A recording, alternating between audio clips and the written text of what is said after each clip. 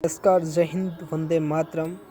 मैं मनोज कुमार नायक आज आप सभी के सामने एक गंभीर और ज्वलंत विषय लेकर आया हूं, जो है महिला सशक्तिकरण, बेटी बचाओ बेटी पढ़ाओ। देखिए, जब तक महिला और पुरुष के बीच इस अंतर को हम समाप्त नहीं कर देते, तब तक कोई भी देश विकास नहीं कर सकता।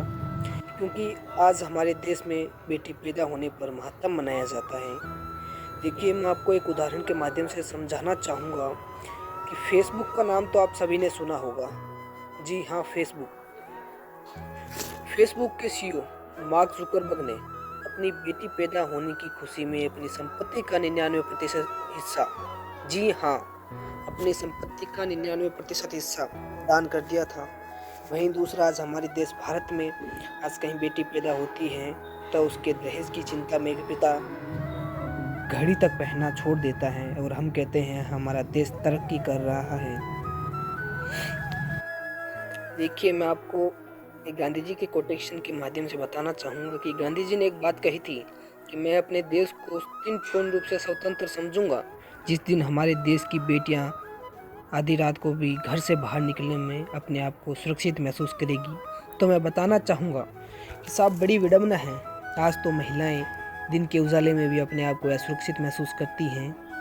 दिन के उजाले को छोड़िए, आज की महिलाएं अपने आप को माँ की कोख में असुरक्षित समझती हैं, लेकिन हम दावा करते हैं कि 33% आरक्षण देकर महिला सशक्तिकरण करेंगे। मैं उन लोगों से बताना चाहूँगा कि ना शिक्षा, ना नौकरी, ना राजनीति के संदर्भ में अगर महिला को आरक्षण देना है तो दो माँ की कोख में, क्योंकि आरक्षण से पहले इस देश की नारी माँ के गर्भ में जन्म लेने का अधिकार मांगती है, इज्जत और सम्मान मांगती है और जीने का हक मांगती है। देखिए, महिलाओं को जीवन के प्रत्येक क्षेत्र में बिना किसी भेदभाव के स्वतंत्रतापूर्वक कार्य करने दिया जाना ही वास्तविक महिला सशक्तिकरण है। तो आप लोगों के दिमाग में आया होगा कि महिला सशक्तिकरण की आवश्यकता क्यों पड़ी। तो देखिए साहब, मैं आप लोगों से बताना चाहूँगा कि आज भी हमारे समाज में कुछ ऐसे तत्व उपस्थित हैं जो महिलाओं को पुरुषों की तुलना में कम आंकते हैं, कम समझते हैं। तो मेरा उन लोगों से एक सवाल है कि आप अपनी पत्नी के इलाज के लिए एक महिला डॉक्टर को ही क्यों ढूंढते हैं? क्या है किसी के पास कोई जवाब? देखिए, कहने को तो महिला की लंबी जुबान की तो हर कोई तौहीन करता है, पर क्या कोई गूंगी लड़की से भी शादी करता है? क्या है आपके पास कोई जवाब? देखिए, आज की महिलाएं जीवन के प्रत्येक क्षेत्र के अंदर पुरुषों के साथ कंधे से कंधा मिलाकर आगे बढ़ रही है। यही नहीं, अपितु सरकार और समाज भी इसमें अपना पूरा सहयोग और योगदान दे रहा है। सरकार द्वारा बेटी बचाओ बेटी पढ़ाओ, सुकन्या समृद्धि और उज्ज्वला जैसी योजनाएं लागू की जा रही है।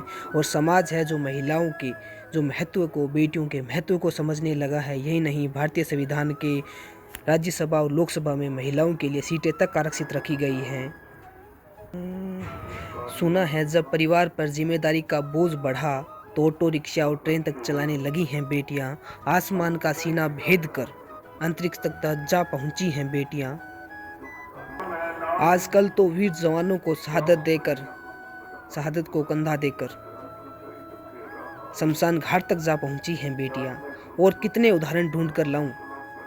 अगर कल्पना चावला, किरण बेदी जैसी बेटियां आज हमारे देश के अंदर नहीं होती तो कौन हमारे देश का नाम रोशन करता? इसी के साथ अपनी कुछ तो पंक्तियां बताना चाहूँगा कि जो महिला के दुख को दुख ना समझे वो इंसान नहीं हो सकता है। जो महिला के दुख को दुख ना समझे वो इंसान नहीं हो सकता है।